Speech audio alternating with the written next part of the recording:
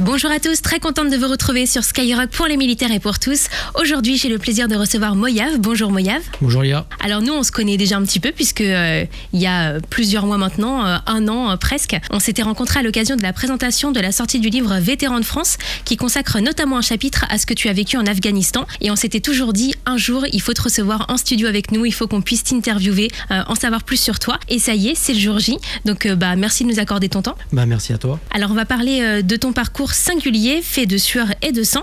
C'est d'ailleurs le titre du livre que tu viens de sortir et dont on va aussi parler durant cet entretien. Alors est-ce que tu peux nous dire s'il y a un dénominateur commun dans ton parcours qui est déjà très riche ? Le dénominateur commun, je pense, j'en ai parlé déjà à plusieurs reprises, ça serait plutôt le sens du service aux autres, au drapeau, aux autres et à la société en particulier. Et pour tout comprendre justement, on va commencer par le commencement.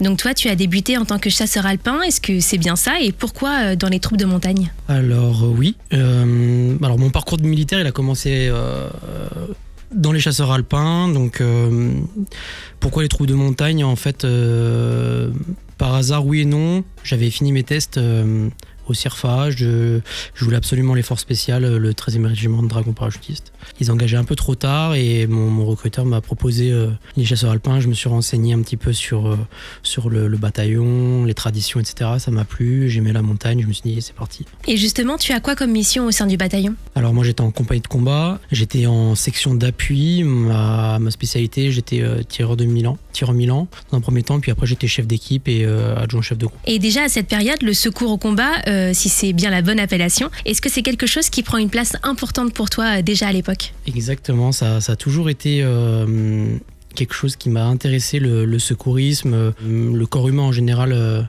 Quand j'étais petit, je voulais être médecin. Ensuite, quand j'étais à l'armée, j'avais repassé mon bac pour pouvoir partir en école de kiné. Donc j'avais déjà un peu cette idée-là en tête. Et quand on m'a proposé de pouvoir passer mes stages pour devenir auxiliaire sanitaire groupe, j'ai sauté sur l'occasion et je suis devenu Oxane Group au sein de mon groupe de combat. Et c'est quelque chose que tu as apprécié justement faire tout au long de ces années, tu t'es vraiment dit, tu as trouvé ta voie ? C'était vraiment la spécialité qui me plaisait le plus parmi les spécialités que j'avais.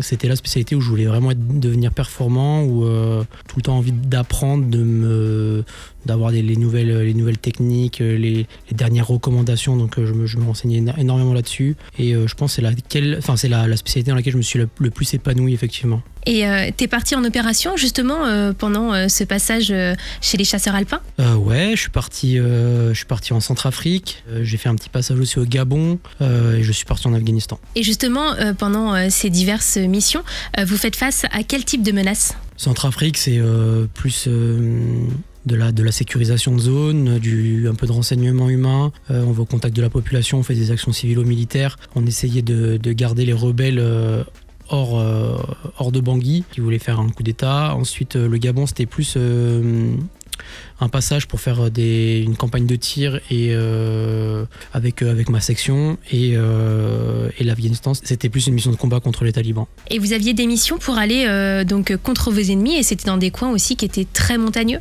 Ouais, effectivement. Les chasseurs alpins bénéficiaient du mandat hiver. Donc tous les ans, c'était un des 3 bataillons de chasseurs alpins qui partaient pour le mandat hiver Afghanistan.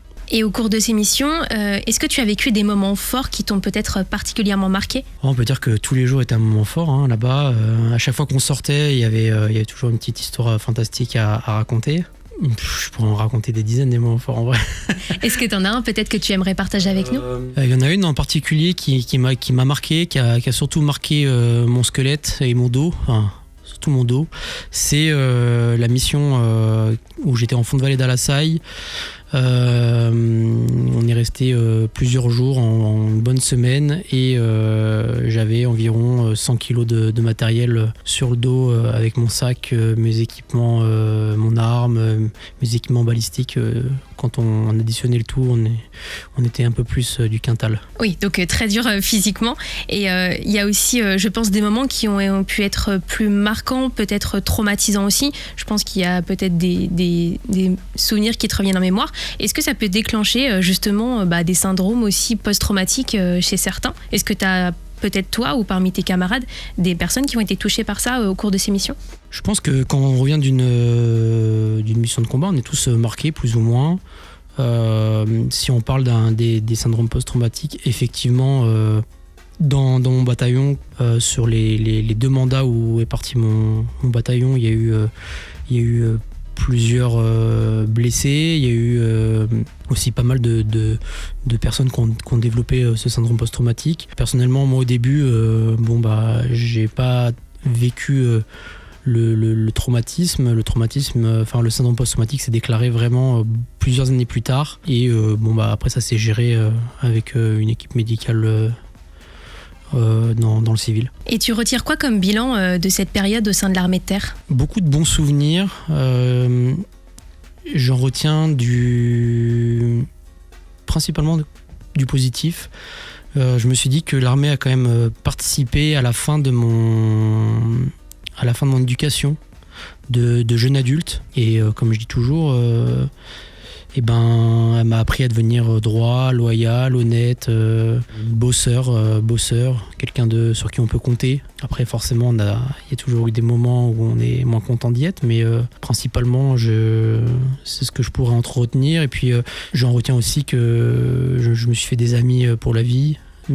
Tous mes camarades, mes frères d'armes avec qui j'ai combattu, aujourd'hui encore je suis encore en contact avec, et c'est un lien qui durera toute la vie, je pense. Et là justement tu passes à une nouvelle partie de ta vie, est-ce que tu peux nous en parler? Effectivement, à la fin de mon contrat, normalement je devais re-signer pour que je voulais intégrer les forces spéciales, et il y a eu des moments dans la vie qui ont fait que je ne l'ai pas fait. Et j'ai passé le concours pour être gardien de la paix et le concours pour être sous-officier de gendarmerie. Et j'ai eu mes concours et j'ai choisi la police nationale. Et est-ce que c'est un métier dans lequel tu arrives à t'épanouir? Oui, je me suis épanoui à un certain moment de ma vie. Puis à la fin de cette carrière, c'était un peu moins le cas, effectivement. Et du coup, je me suis tourné vers autre chose. Et t'es resté combien de temps dans la police? Je suis resté 10 ans. Pendant ces 10 années, tu vas une nouvelle fois connaître une action de feu. Et d'ailleurs, très rapidement après ton affectation, est-ce que tu peux nous en parler? Ouais, je peux en parler.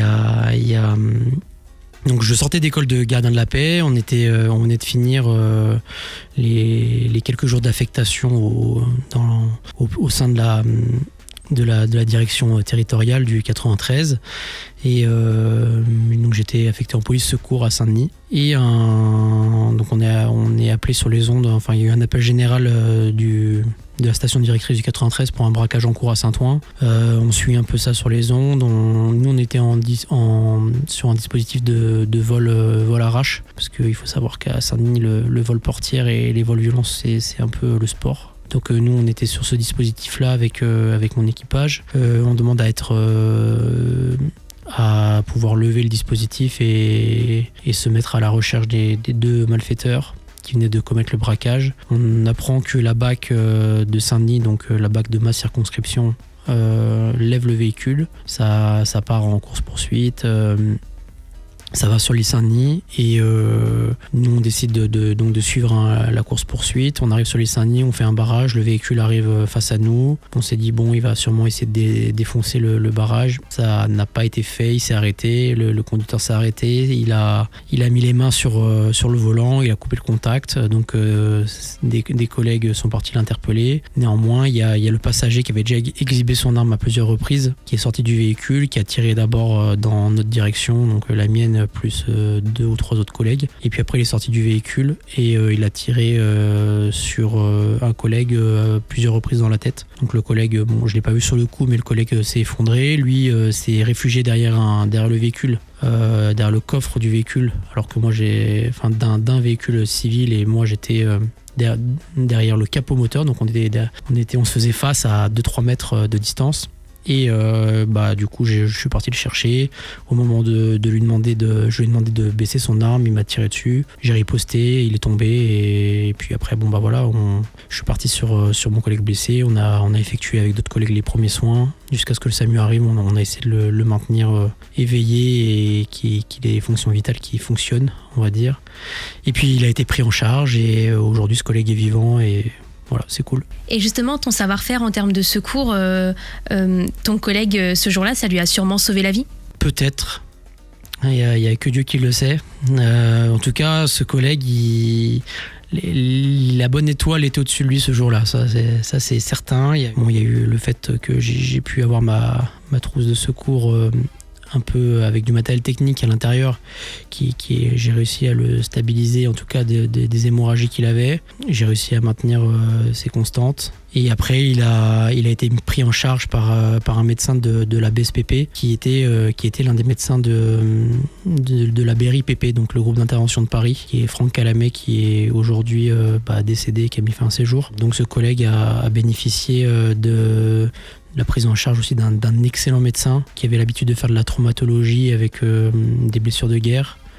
Donc je pense que voilà, c'est tout ça mis à bout, ça a fait qu'il est arrivé, je pense, peut-être vivant à l'hôpital, et puis il a été pris en charge par d'excellents chirurgiens dans un excellent service d'un hôpital de la PHP.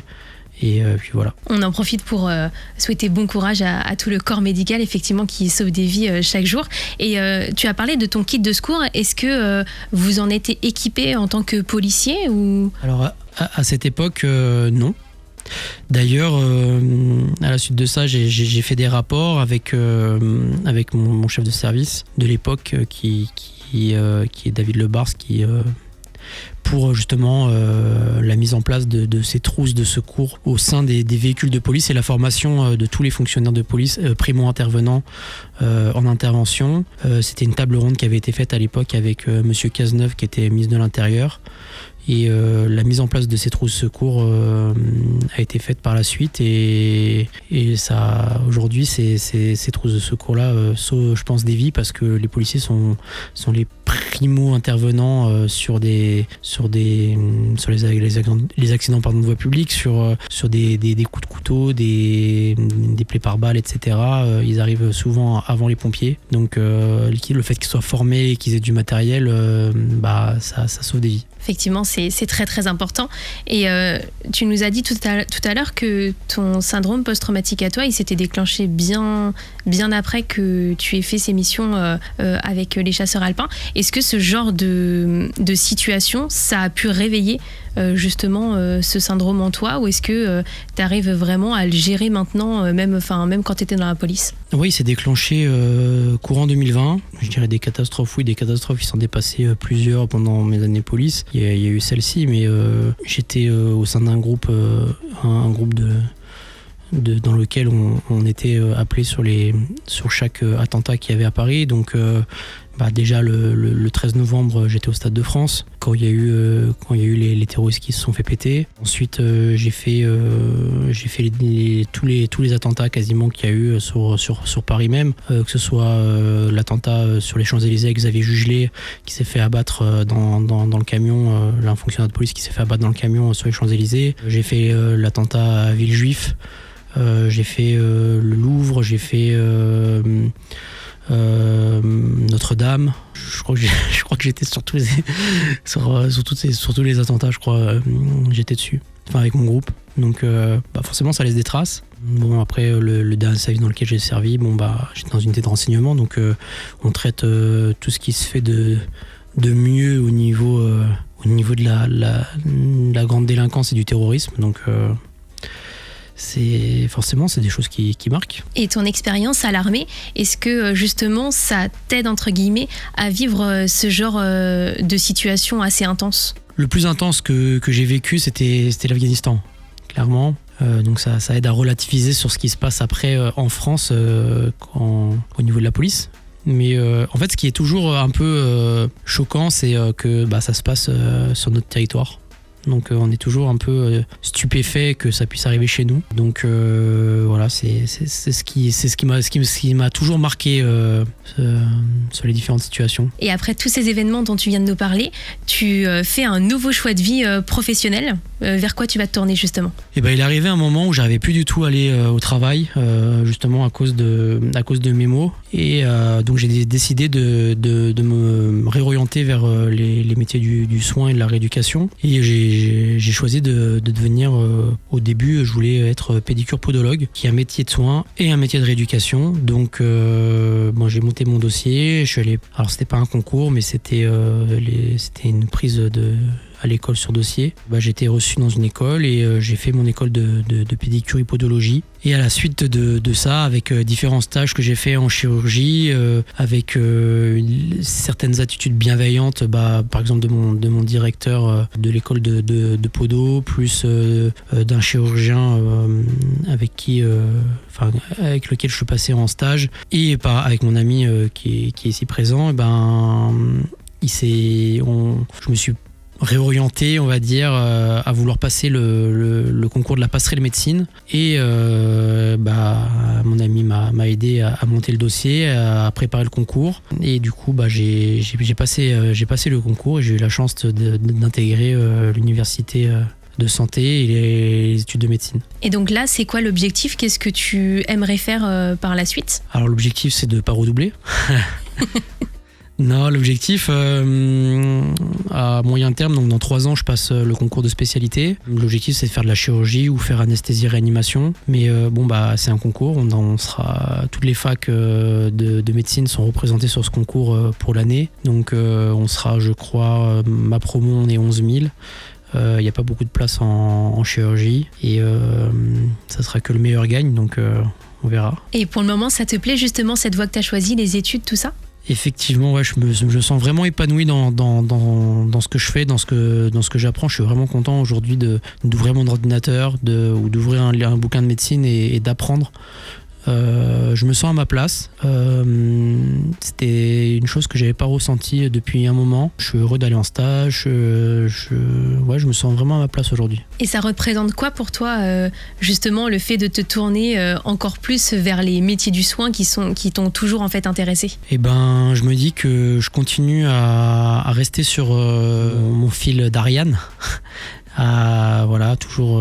Toujours me mettre au service de quelque chose. Au début, c'était au service du drapeau. Ensuite, ça a été au service de la personne en étant policier. Et je continue aujourd'hui d'être au service de la personne, mais plus au service des patients, au service des malades, pour les soigner, pour les soulager. Et en parallèle, tu pratiques un sport que certains pourraient qualifier de violent ? Ouais, effectivement, en parallèle, je fais du MMA. On pourrait penser que c'est un peu antinomique, mais pareil, c'est un sport dans lequel je m'épanouis aussi beaucoup. Tu fais des combats, tu fais de la compétition, ou c'est vraiment plus du loisir, peut-être pour te défouler aussi ? Moi, je suis résident dans Komamu Gym, qui est un club professionnel. Ça fait un moment que je dois combattre. Jusqu'à maintenant, jusqu'à il y a encore quelques mois, j'étais en train de combattre plutôt mes démons, plutôt que me préparer à un combat. Là, il y a quelque chose qui se prépare. Surtout, j'attends que mes partiels finissent et je combattrai normalement dans le courant d'année prochaine. Néanmoins, j'avais déjà fait du MMA il y a quelques années, en 2010, et j'avais déjà combattu en MMA à cette époque-là. C'était au Shoot au Belgium. C'était en semi-professionnel, mais bon, c'était encore le MMA c'était un peu underground. Je m'étais inscrit dans un club qui était un club pionnier en France, qui était haute tension à Vitry, et puis géré par Jean-Marie Mercier, qui est malheureusement parti aujourd'hui. Et il y avait tout le gratin du MMA à l'époque français, que ce soit Carla Moussou, Jean-François Lenog, David Baron, Christophe Dafreville, etc. J'ai commencé avec eux et à un moment, en fait, je faisais du judo et de la boxe et je me suis dit pourquoi pas mêler les deux et faire du MMA. Et puis je me suis remis au MMA et aujourd'hui c'est vrai que je m'épanouis. C'est un peu aussi une sorte d'équilibre que j'ai avec les études, parce que ça permet de pratiquer une activité physique effectivement. Et puis j'ai toujours été quelqu'un qui était un peu prouveur, donc j'ai besoin de me prouver à moi-même que je suis le plus fort. J'ai besoin de prouver aux autres aussi, je pense, que je peux y arriver, que je peux faire les choses. Et les sports de combat, c'est des sports derrière lesquels on peut pas se cacher. Et aujourd'hui je poursuis ma petite voie dans le MMA. Je suis bien encadré avec une équipe qui est professionnelle, des gens qui sont très bienveillants, les frères Mahmoudi, avec le head coach Mehdi, qui m'aide à progresser tous les jours à l'entraînement. Donc c'est parfait, j'ai une vie parfaite fait aujourd'hui. Oui, justement, tu disais que tu combattais tes démons il y a encore quelques temps. Le fait d'avoir choisi cette voie professionnelle et le MMA, ça te permet aussi de gérer plus facilement, d'être mieux peut-être mentalement, de te reconstruire entre guillemets? Ça, je saurais pas te dire. Néanmoins, ce qui était sûr, c'était qu'il y a 2 ans, à 3 reprises, je devais combattre, et à 3 reprises, il s'est retrouvé, soit je me suis blessé, ou soit à 1 semaine du combat, je faisais pas le poids. C'était pas le moment. C'était pas le moment, je pense dans la tête, c'était pas le moment. J'étais clairement pas disponible mentalement à 100%, donc aujourd'hui je me sens bien, je me sens performant à l'entraînement, j'arrive à perdre mon poids, je suis heureux, tout va bien. Il y a des hauts et des bas, mais aujourd'hui je me sens bien, et je pense être bien dans la tête pour pouvoir rentrer dans une cage, dans une organisation. Et c'est justement ce qui est important, d'être bien. Et tu as eu un parcours, on peut dire, de sueur et de sang. C'est d'ailleurs le titre que tu as choisi pour ton nouveau livre. Et tu y racontes justement tout ce qu'on vient d'évoquer. Tu peux m'en parler un petit peu? Ouais, en partie. Je raconte un petit peu une partie de ma vie, enfin même quasiment toute ma vie, de mon enfance à aujourd'hui. Ce livre, j'ai décidé de le faire surtout pour mes enfants, pour laisser une trace à mes enfants, et aux miens, parce que au début j'étais pas vraiment pour le faire, et j'ai réfléchi, et Guillaume qui a écrit le livre, qui a recueilli mon propos, m'a bien managé là-dessus, et on a fait ce livre, et j'ai décidé aussi de le faire pour laisser un message aussi aux jeunes qui quittent l'armée, parce que à l'armée on fait 1 contrat, 2 contrats, 3 contrats, et puis il y a un moment où on a peut-être envie de passer à autre chose, de se rapprocher des siens, ou de vivre complètement autre chose. Et puis chez les militaires du rang, des fois la reconversion professionnelle n'est pas à la hauteur des pépites qu'il y a au sein des régiments, et justement ce livre il est pour aussi eux, en se disant que qui ne tente rien n'a rien. Quand on veut faire les choses, on peut y arriver. Une vie on en a qu'une, donc autant essayer. On n'y arrive pas, tant pis, on se relève, on fait autre chose, on porte d'autres projets, mais se dire que moi clairement, comme a dit un de nos général bienveillant, moi je suis un bac -5, aujourd'hui je vais être un bac +13, donc dans quelques années. Donc tout est possible, on s'en donne les moyens, on rêve un peu, on tente notre chance. La chance sourit aussi à ceux qui en ont l'audace de vouloir la tenter, et on avance, et si ça fonctionne pas, tant pis, mais au moins on essaye. Un beau message pour effectivement les jeunes qui nous écoutent, qui nous regardent. Et l'écriture de ce livre, ça t'a replongé donc dans toute ta vie, dans beaucoup de souvenirs. Est-ce que tu l'as senti comme une sorte de thérapie, ou vraiment comme un passage de témoin? Donc j'ai vécu ça, maintenant j'avance vers l'avenir. Comment tu l'as ressenti un petit peu? Le livre, en fait, c'était des interviews avec l'écrivain, Guillaume Malcani. C'était des moments plutôt où le souvenir était sympa, mais il y a eu des moments où le fait de se rappeler certaines choses, ça a fait souffrir quand même. Mais des fois il faut souffrir, Mais aujourd'hui, je me dis qu'il y a peut-être un message qui passera pour les jeunes, pour les moins jeunes. Et c'est ce qui m'importe. Et puis je laisse une trace à mes enfants, et c'est ce qui est le plus important pour moi. Et n'hésitez pas à en découvrir davantage donc dans ce livre de Moyave, de sueur et de sang, aux éditions Mareuil. Et en plus c'est bientôt les fêtes de fin d'année, donc pourquoi pas une idée de cadeau aussi très sympa pour tes proches, j'imagine, mais aussi pour vous toutes et vous tous qui nous regardez, qui nous écoutez. Est-ce que tu regrettes quelque chose dans ton parcours? Non, j'avais des regrets avant, mais j'ai travaillé dessus. Aujourd'hui il n'y a plus de regrets. Il n'y a pas de regret, il n'y a pas de remords. J'ai fait ce que j'avais à faire. J'ai eu le regret d'avoir fait couler le sang, beaucoup de regrets. Aujourd'hui, j'ai travaillé dessus. J'ai été aidé par des professionnels. J'ai été aidé parce qu'en étant chrétien, j'ai été aidé par mon pasteur, par le padré de mon ancienne unité. Je l'ai accepté. Puis il n'y a plus de regrets. Si c'était à refaire, je le referais. Puis voilà. Oui, ça a fait l'homme que tu es aujourd'hui, en fin de compte. Exactement. Ça m'a forgé. Et je pense que aujourd'hui, ça m'a détrempé. Donc je suis devenu, j'ai été fragile pendant un moment, mais aujourd'hui je suis devenu solide. Et pour finir ce bel échange, est-ce que tu aurais un dernier mot pour les jeunes qui nous écoutent, qui nous regardent ? Croyez en vous. Des fois, souvent, même tout le temps, la vie nous réserve beaucoup de surprises. Donc, croyez en vous et qui ne tente rien à rien. Merci Moyav et félicitations pour ton parcours qui est très inspirant. Encore merci pour ce bel échange et on te souhaite une bonne continuation. Merci à toi.